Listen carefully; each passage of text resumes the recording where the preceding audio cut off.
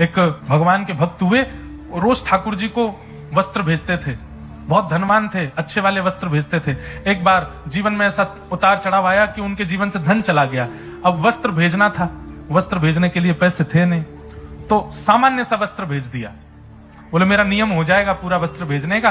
तो बिल्कुल ऐसा कपड़ा भेजा जिसको ठाकुर जी की सेवा में क्या पोंछा में भी यूज नहीं किया जाए, लेकिन नियम था, धन है नहीं तो सामान्य वस्त्र भेज दिया। सर्दियों का समय, ठाकुर जी कंबल ओढ़ के बैठते हैं, कोयले की सिगड़ी तापते हैं। ठाकुर जी को रात्रि में शयन करा करके गुसाई जी गए, सुबह मंगला में आकर के देखा तो ठाकुर जी की कटकटी चल रही है, दांत जोर जोर से ऐसे ठाकुर जी कांप रहे हैं। एक दिन पहले ही जो सामग्रियां आई थी उनमें वो वस्त्र भी आया था, तो उस वस्त्र को देख करके नीचे जो सेवक आदि थे उन्होंने कहा अरे ये वस्त्र तो पोंछा के लायक भी नहीं है, इसको ऐसे बाहर कर दो, किसी और को दे देंगे, ठाकुर जी की सेवा में क्या प्रयोग करें। वो वस्त्र बाहर कर रखा था।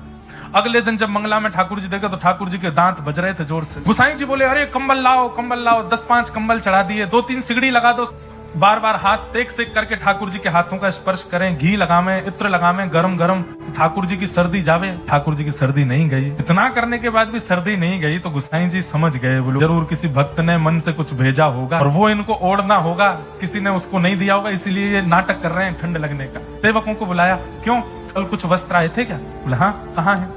सब दिखाए। बोले इनमें से कुछ हटा दिए थे? हाँ, 1-2 कपड़े थे वो ज्यादा बढ़िया ठाकुर जी के योग्य नहीं थे, वो बाहर के। बोले वो कहाँ है?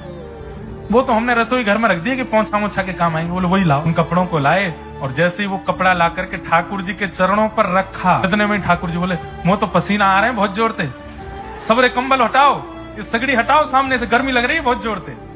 क्यों? ठाकुर जी को सर्दी नहीं लगती, ठाकुर जी को गर्मी नहीं लगती, ठाकुर जी को प्रेम लगता है, ठाकुर जी को भाव लगता है, ठाकुर जी को भूख नहीं लगती। उनको आप पवाओगे, आप खिला सकते हो उनको?